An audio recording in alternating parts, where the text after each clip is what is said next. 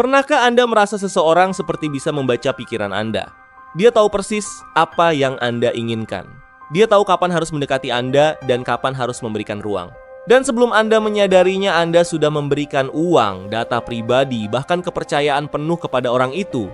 Itulah yang terjadi kepada ribuan orang setiap harinya. Dan mereka bukan orang yang tidak cerdas.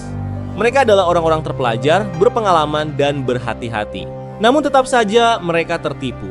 Mengapa? Karena penipu online di era modern ini tidak menggunakan kekerasan. Mereka menggunakan sesuatu yang jauh lebih berbahaya, psikologi. Selamat datang kembali di Mental Trapster Channel yang membahas psikologi gelap dan manipulasi agar Anda tidak menjadi korbannya. Di video hari ini saya akan membongkar 5 teknik psikologi yang paling sering digunakan oleh penipu online. Mulai dari yang paling umum hingga yang paling gelap dan berbahaya. Perlu saya tegaskan sejak awal, saya membagikan informasi ini bukan untuk mengajari Anda cara menipu, tapi justru sebaliknya agar Anda bisa mengenali, memahami, dan melindungi diri serta orang-orang yang Anda cintai. Karena senjata paling ampuh untuk melawan manipulasi adalah memahami cara kerjanya. Mari kita mulai dari teknik pertama.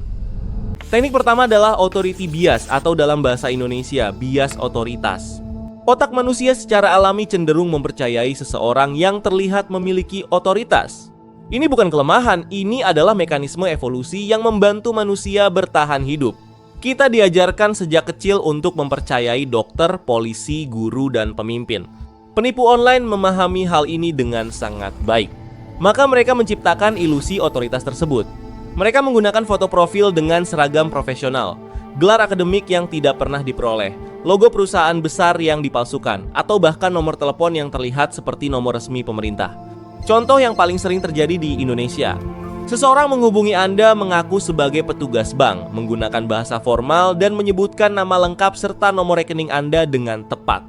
Secara otomatis otak Anda mulai memberikan kepercayaan karena dia terlihat seperti memiliki akses dan otoritas. Bagaimana cara melindungi diri Anda? Pertama, selalu verifikasi secara mandiri. Tutup telepon lalu hubungi nomor resmi bank atau institusi yang bersangkutan langsung dari situs web mereka. Kedua, ingat bahwa otoritas asli tidak pernah meminta Anda untuk bertindak tergesa-gesa atau merahasiakan sesuatu. Ketiga, jangan biarkan penampilan atau gelar seseorang membuat Anda berhenti berpikir kritis. Teknik kedua adalah scarcity dan urgensi atau jebakan kelangkaan dan urgensi. Anda pasti pernah menerima pesan seperti ini. Slot tersisa hanya 3 orang lagi. Penawaran ini berakhir dalam 2 jam. Jika Anda tidak konfirmasi sekarang, kesempatan ini akan hilang selamanya. Kalimat-kalimat ini bukan kebetulan. Ini adalah teknik yang dirancang secara sengaja untuk mengaktifkan bagian otak yang disebut amigdala, pusat respons rasa takut dan panik. Ketika amigdala aktif, otak prefrontal bagian yang bertanggung jawab atas logika dan pengambilan keputusan rasional mulai melemah. Anda tidak lagi berpikir apakah ini masuk akal, Anda hanya berpikir saya tidak mau ketinggalan. Fenomena psikologis ini dikenal sebagai fear of missing out atau FOMO. Dan penipu online mengeksploitasi FOMO dengan sangat efektif. Contoh nyata yang sering terjadi, penipuan investasi bodong yang menjanjikan keuntungan besar, namun hanya tersedia untuk investor terpilih dalam waktu sangat terbatas. Korban merasa istimewa dan takut kehilangan peluang sehingga mereka bertindak tanpa melakukan riset. Cara melindungi diri Anda. Jika seseorang atau sebuah penawaran memaksa Anda untuk memutuskan sekarang juga, itu adalah tanda bahaya. Penawaran yang sah selalu memberi Anda waktu untuk berpikir. Tarik napas, tunda keputusan minimal 24 jam, dan diskusikan dengan orang yang Anda percaya. Teknik ketiga adalah yang paling berbahaya secara emosional, love bombing dan mirroring. Teknik ini paling sering digunakan dalam penipuan romansa online atau yang dikenal sebagai romance scam. Begini cara kerjanya. Sebelum mendekati Anda, pelaku terlebih dahulu mempelajari profil media sosial Anda secara mendalam. Mereka memperhatikan apa yang Anda sukai, apa yang Anda rindukan, nilai-nilai apa yang Anda pegang, dan seperti apa pasangan ideal menurut Anda. Lalu mereka memantulkan semua itu kembali kepada Anda. Teknik ini disebut mirroring dan efeknya luar biasa kuat. Otak kita secara alami tertarik pada orang yang tampak mirip dengan diri kita, yang memiliki nilai yang sama dan yang benar-benar mengerti kita.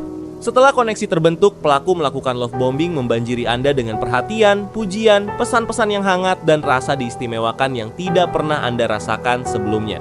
Anda mulai berpikir, akhirnya ada seseorang yang benar-benar memahami saya. Dan ketika ikatan emosional sudah cukup kuat, barulah permintaan mulai datang. Dimulai dari hal kecil, lalu semakin besar. Uang, data, kepercayaan. Cara melindungi diri Anda. Waspadai siapapun yang terasa terlalu sempurna dan terlalu cepat membentuk kedekatan yang intens. Koneksi yang sehat dibangun secara bertahap, bukan dalam hitungan hari. Jangan pernah mengirim uang kepada seseorang yang belum pernah Anda temui secara langsung, tidak peduli seberapa kuat perasaan Anda. Teknik keempat didasarkan pada salah satu prinsip psikologi paling kuat yang pernah ditemukan oleh Dr. Robert Cialdini dalam bukunya yang terkenal Influence. Prinsip ini disebut commitment and consistency dan cara kerjanya sangat halus. Manusia memiliki dorongan yang sangat kuat untuk bersikap konsisten dengan keputusan dan tindakan yang sudah pernah mereka ambil sebelumnya. Artinya, begitu Anda setuju dengan sesuatu yang kecil, Anda akan jauh lebih mudah untuk setuju dengan hal yang lebih besar setelahnya. Penipu menggunakan teknik ini secara bertahap. Langkah pertama, mereka meminta sesuatu yang sangat kecil dan tidak berbahaya, mengisi formulir singkat, mengklik sebuah tautan, atau memberikan nama lengkap Anda. Langkah kedua, setelah Anda setuju, mereka meminta sedikit lebih banyak nomor telepon, tanggal lahir, foto KTP. Langkah ketiga, karena Anda sudah memberikan informasi sebelumnya, otak Anda merasa saya sudah terlibat, tidak mungkin berhenti sekarang. Dan seterusnya hingga tanpa sadar Anda sudah memberikan segalanya. Teknik ini juga yang membuat banyak korban penipuan investasi sulit untuk berhenti. Mereka sudah terlanjur menyetor uang dalam jumlah tertentu, dan otak mereka mendorong untuk terus maju agar investasi sebelumnya tidak terbuang sia-sia.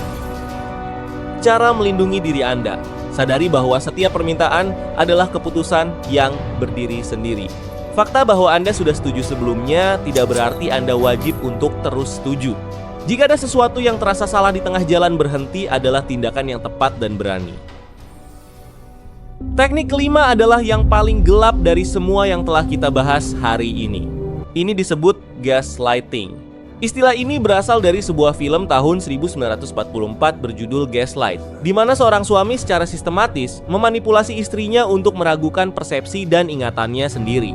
Dalam konteks penipuan online, gaslighting digunakan ketika korban mulai mencurigai bahwa ada sesuatu yang tidak beres. Alih-alih mengakui, pelaku membalikkan situasi. Mereka berkata, "Kamu gak percaya saya? Setelah semua yang sudah saya lakukan untuk kamu? Kamu terlalu paranoid. Semua orang di grup ini sudah mendapat keuntungan, hanya kamu yang masih ragu-ragu.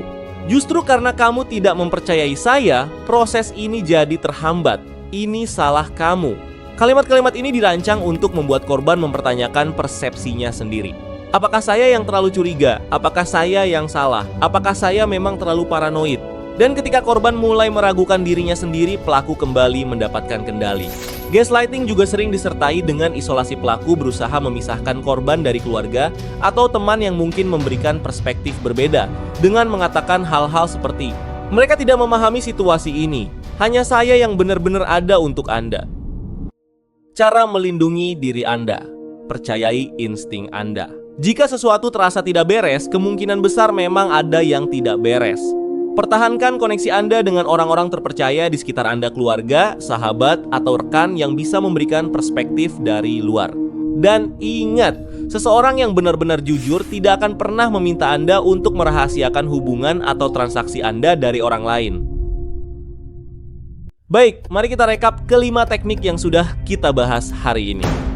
Teknik pertama, authority. Bias penipu menciptakan ilusi otoritas untuk mendapatkan kepercayaan Anda secara instan. Teknik kedua, scarcity dan urgensi. Mereka mengaktifkan rasa takut Anda akan kehilangan agar Anda tidak sempat berpikir jernih. Teknik ketiga, love bombing dan mirroring. Mereka membangun koneksi emosional yang kuat sebelum mulai mengeksploitasi Anda. Teknik keempat, commitment and consistency trap. Mereka menjebak Anda melalui persetujuan-persetujuan kecil yang bertahap. Teknik kelima, gaslighting. Mereka memutarbalikkan kenyataan agar Anda meragukan diri sendiri saat mulai curiga. Dari kelima teknik ini, ada satu benang merah yang menghubungkan semuanya. Mereka semua menyerang emosi Anda, bukan logika Anda. Karena penipu tahu bahwa ketika emosi Anda sedang intens, baik itu rasa takut, rasa cinta, rasa kagum, maupun rasa tidak enak kemampuan berpikir kritis, Anda akan melemah. Maka pertahanan terbaik Anda adalah ini. Pertama, pause.